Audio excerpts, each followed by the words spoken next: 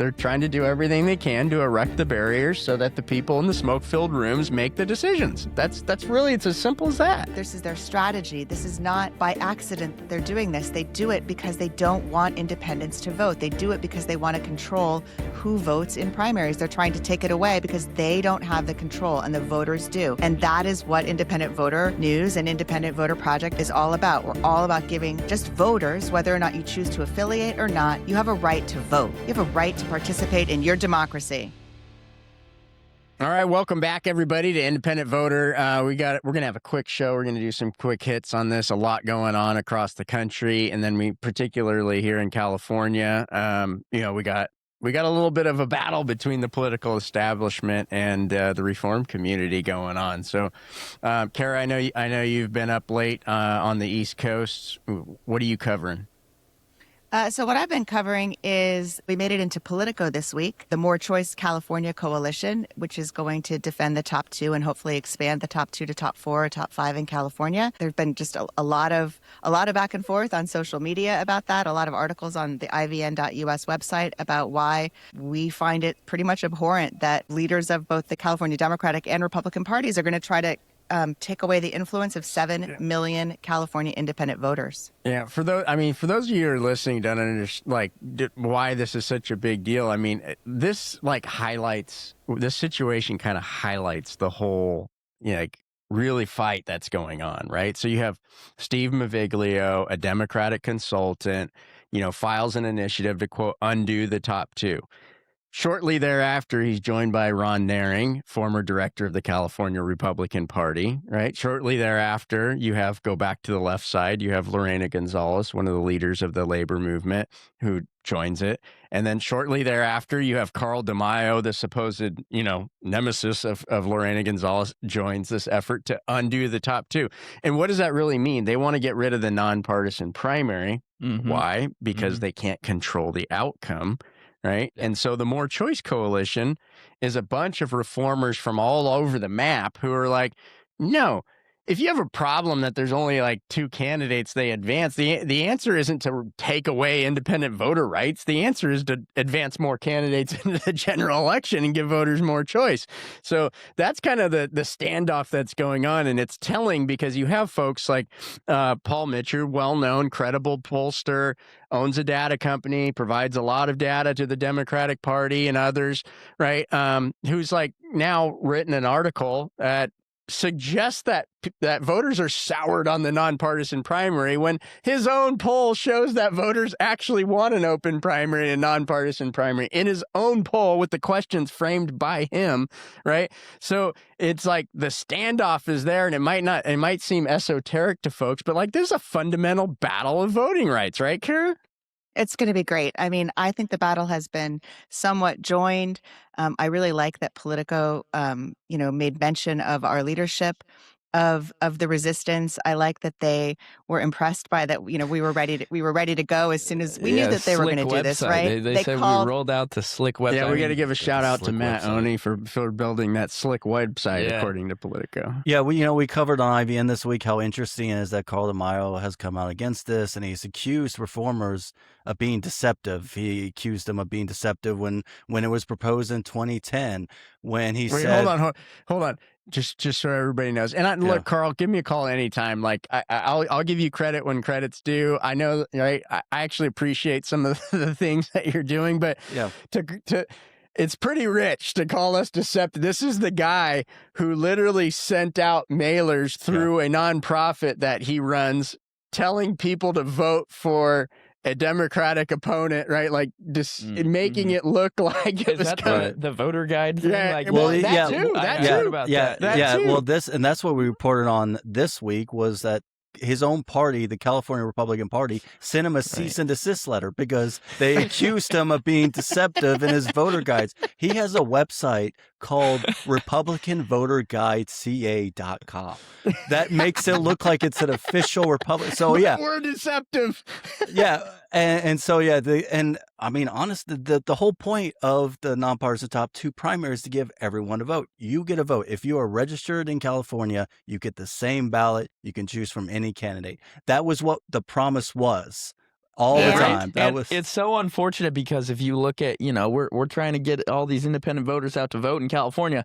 Yeah. So many of the comments are like, you can't vote in a Yeah. primary Right, if you're because- independent. You can't. It's like, that's the point of the video. and we're sending out this video to tell you that's not true. Well, because last election, like it's hard in the primary. Yeah. We do turnout programs. It's really hard. We actually, two things. Yeah. One, we wrote an article about the confusing California primary. Like we've sent it to the Secretary of States before wow. saying like, how are you allowing this to go on with these confusing rules? We went so far as we took a lawsuit all the way to the Supreme Court, right? Yeah.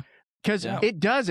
I mean, pick a minority category. Say it was black voters, or it was Latino voters, or it was any other like class of voters. Mm-hmm. If you did the level of disenfranchisement that they do here in California, even with a nonpartisan statewide primary to any of those classes of voters, I mean, it would be an open shut case in the Supreme Court. Like, no, you cannot do that to voters. Yeah. But because there's no protected class, all that, we just treat them like, oh, okay, here's all this confusing stuff. We'll let the parties decide if you can participate and then figure it out. And the other irony is that the critics of Top 2, one of their talking points is that it's confusing for voters. It's not confusing to just vote. That's all. You can vote for any person you want.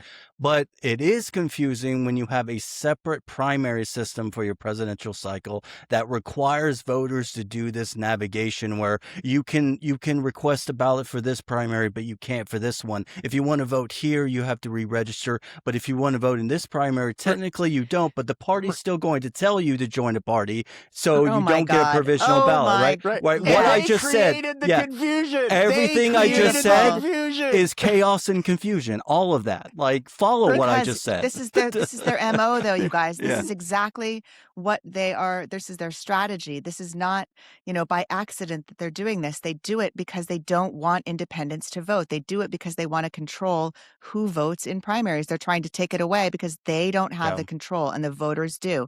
And that is what Independent Voter News and Independent Voter Project is all about. We're all about giving just voters, whether or not you choose to affiliate or not, you have a right to vote. You have a right to participate in your democracy. Yeah. If you think about it from a purely like logical analysis, if all the primaries were open to every party, all they would have to do is have the best candidate. All you got to do is get the best candidate. And wow, what a bring people. Okay, but here's their argument, right? Which is a legitimate one. I actually agree with the Democratic Party v. Jones decision in the Supreme Court that said you can't violate the First Amendment rights of political parties, right? Their argument is, look, these nomination proceedings. There are private, like, it's like, going to a private group and then saying, oh, this outsider can come vote for our chairman or something like that, right? That's what it is. Well, so put that into context.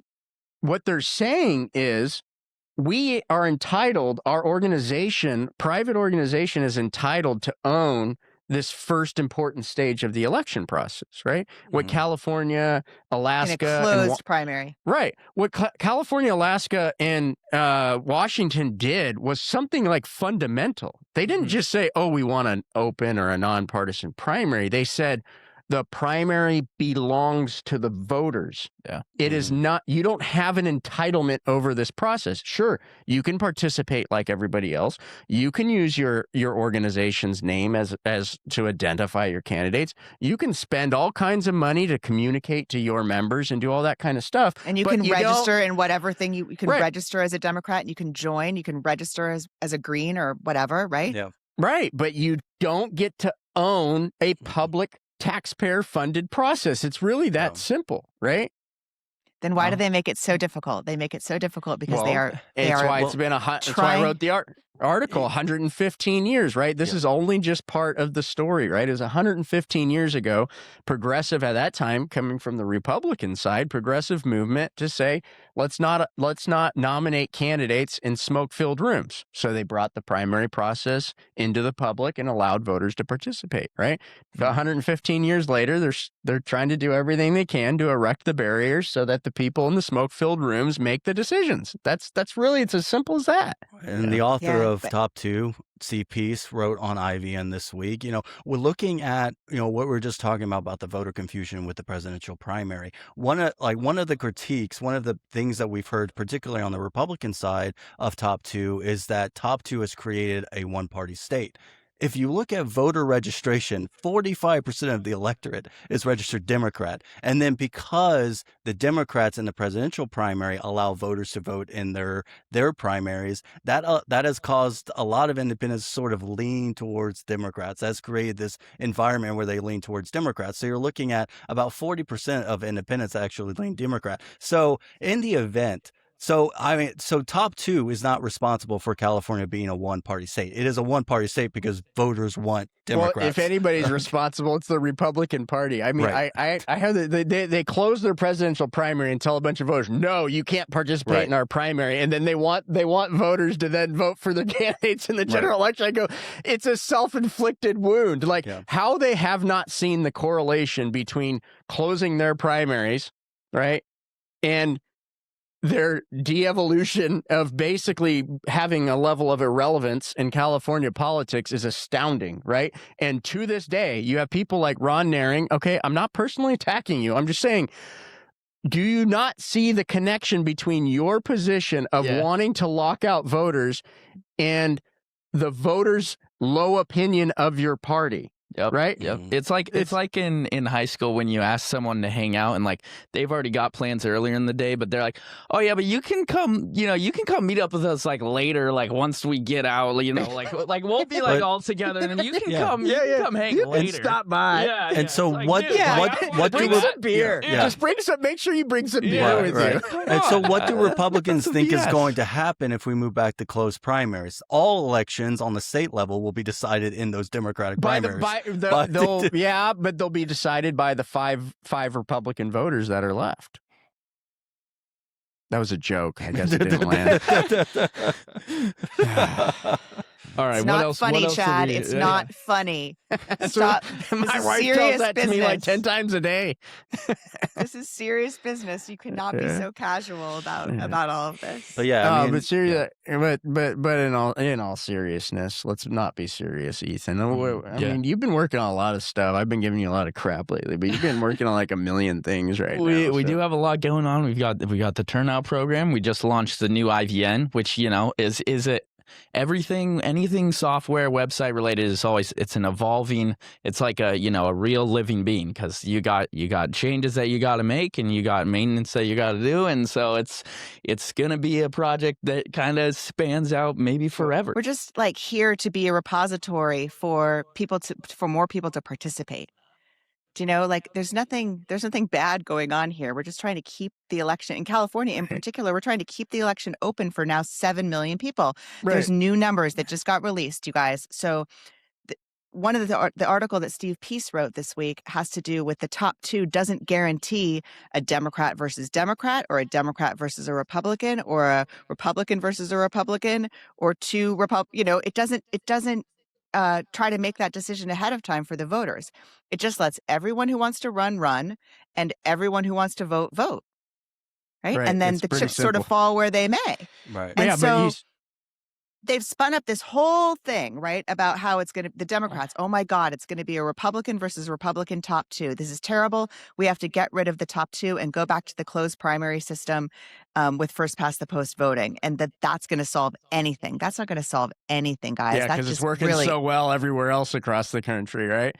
But the point is there's 45% of the voters, just like Shawn said, who in California who are registered Democrats. Yeah. And there are only 25% registered Republicans. And now we've just crested the most recent thing from the Secretary of State's website shows that independents and other party voters now make up 30.06% of the entire California electorate. That's a lot, you guys. That's more than the Republicans, right? You have like Republican candidates like Steve Hilden are like, oh, but this could lead to 2 Democrats advancing and the Republicans aren't in there. Well, Steve, what is your message to independent voters? What is your message to dissatisfied Democrats? He said his message. It's the same as Lorena Gonzalez's message. It's the same as the chair of the Democratic Party's message. It's, hey, we don't want you guys to be involved in this first stage of the election that you pay. By the way, that you've paid for, right? They're unified on one thing. They don't like independent voters to have equal voting rights. Like it's really that simple. And Steve's, I'm not for Steve is a smart guy. Steve Hilton is a smart guy. He's doing his thing, whatever, but it's so disingenuous. I know for a fact because Steve Hilton has attended some of these reform meetings and he knows the larger fundamental issue at stake. So, I don't know if he's just too scared to stand up to Donald Trump or something because Donald Trump doesn't like open primaries. But anyway, it's a really disingenuous. Speaking of those candidates, we did have some candidates respond to our survey, right? We sent a survey to all the state constitutional candidates in California, asking them 4 questions. 2 of the questions were about making sure that independents can participate in primaries. Do you support this? Yes or no? And then another one was, would you like to expand from top 2 to top 4? Yes or no? And so Matt Mahan, who happens to be my favorite candidate running, he responded yes to both questions. So did Fiona Ma, the state treasurer, which was really, really cool to see. And then sort of most importantly, I would say, is the person who didn't respond. And that's the Secretary of State, Shirley Weber, the Secretary of State of the entire state of California, a Democrat who just went on record with independent voters saying, she wants to get rid of the top 2. Right. She wants to shut the independents out. And look, I have a lot of respect for Shirley Weber. I know our family has supported her from her campaigns and her daughter. They're great people, right? But it just shows the conflict of interest when you have somebody who's really, she's a proud Democrat and she's been a great representative of the Democratic Party, but she can't distance herself from her role in the Democratic Party, from her role as the Secretary of State, whose job is to protect small I independent voters from every party. She's gone on record saying she doesn't think you have the right to vote she knows it's taxpayer funded. She administers it, right? But what's interesting is you have Don Wagner responded, running for secretary. He's a Republican, said, yes, independents have the right to vote. The Green Party candidate for Secretary of State, he responded. Michael Feinstein. Michael Feinstein said he did. It's just, and you would think, based on the Democratic Party's talking points of voter rights, right. I was going to say, I will say that's supposed to be, I will say to your point, Chad, I think, I lend some credit to Rob Bonta, the Attorney General, who we covered in the piece. Obviously he didn't respond to our questionnaire, but he has gone on record and just said, hey, I'm the Attorney General. I'm going to defend the law, the state law, whatever it is. So he hasn't come out with an official position because that's not really his place. That's not his role as Attorney General. Yeah. Which might not sound like a big deal, right? Yeah. Oh, okay, he's doing his job. But you look to Texas and you have an attorney general that took a different position. Right. I will not do my job and I will, I will fight for instead, I will sue the state. I will sue myself. Right. So to Shawn's point, you got to give credit where's credit's due. So well done, Rob Bonta, who's a Democrat. Yeah. Right. And so this is really a nonpartisan issue. Also noted in the articles, a number of Democrats within the legislature that have come out publicly and said, no, I don't agree with our party chair's position. I think everyone has the right to vote. Right. A whole bunch of them, and there'll be more, I'm sure. There will be more, I'm sure, on both sides. On both sides. It's a truly nonpartisan issue. It really is. It really is. I love how I wanted to just say one more thing about secretaries of state. In Maine, we had the Democratic Secretary of State here when we were trying to implement ranked choice voting, and he was the biggest obstructionist of all. And he refused. We had to sue him to get him to implement to ranked comply choice with voting. the law. Yeah, we had to sue him. Yeah. Shawn just wrote an article, D.C. That's basically a Democrat monopoly right there. You have the voters passed an open primary with ranked choice voting, right? And Shawn, what's going on there? So the city council just had a hearing. Lisa Rice, the person who spearheaded and sponsored Initiative 83, which was designed to put in place both ranked choice voting, open primaries, passed with 73% of the vote in 2024. 73%. Yeah, 73%. That means Democrats, independents, even Republicans voted for this. So and then the city council though last year decided, you know what, we're just not going to fund this. We don't care what the voters said. We don't think independent voters matter. And so we will fund the reform that we're okay with, which is ranked choice voting, but as long as you keep it in closed primaries, right? Just like in New York City, right? Just like New York. Yeah, exactly. Which is testament to like, you hear it all the time. Oh, I like ranked choice. I don't like ranked choice. It's like, that's like saying I like food. Okay. There's all different varieties. They have different healthy levels. They have different tastes. They have different stuff. You got to like, that's why we have this show and this platform is to talk about the nuances, talk about what is the effect on the outcome. And we start from the perspective, our outcome should reflect the electorate, not a party, not an ideology, not a segment of the electorate. It should reflect the electorate as a whole. I mean, that's the premise that you start with, and then look at the reform. So the New York City version is like when they take like a, your average snack and like package it up and say it's all natural, like super healthy, but they never use any of the like regulated words. Like it's not actually organic. It's just 100% natural, like 100% fruit flavors. But Ethan shall now forth be known as the analogy man. Of course. That's right. That's You right. gotta make some good analogies. No, they're so good. people I'm understand. not knocking it. And the argument that the DC City Council is making is, well, we can't afford it. That would, okay, so just so people understand, implementing open primaries would account for like 0.003% of their multi-billion-dollar budget, but they can't afford it. You should have seen what the same guy in Maine, Yeah. in Maine, the same thing. It was this Matt Dunlop. He literally said it was going to cost something like $23 million to implement ranked choice voting. And we basically made him eventually admit in court papers that the entire cost was $79,000. Okay. From $12 million to $79,000. And it's right there in the court briefings because he couldn't lie to the court. But ultimately, he could lie all he wanted to the voters' machine. Ultimately, I love Lisa Rice's message, which is you can't put a price tag on voting rights. That's basically at the end of the day. She's awesome. Yeah. Lisa Rice is awesome. Shout out Lisa Rice. Yeah, and if you haven't watched the testimony, I think Shawn put it in, embedded it in the article. Open Primaries. Shout out to them. We're there with their video camera. It's very powerful testimony. So Do you guys know what a hackathon is?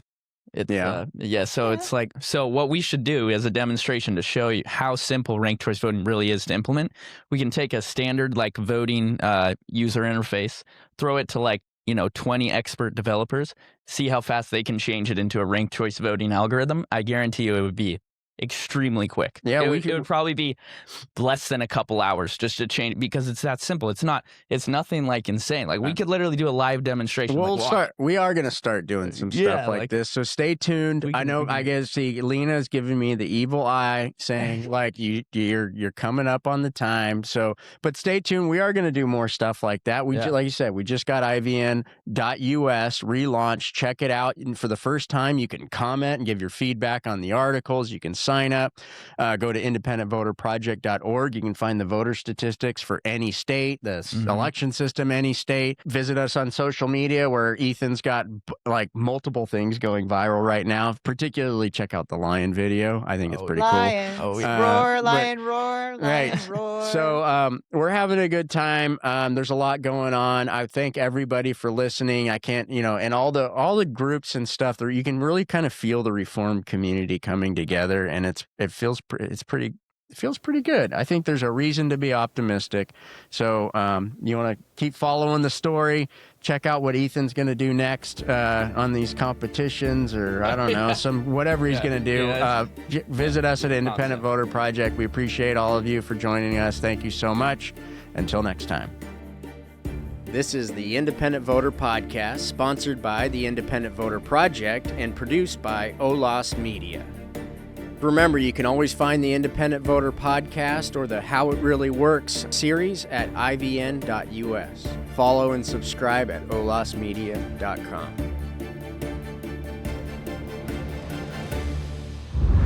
OLAS Media.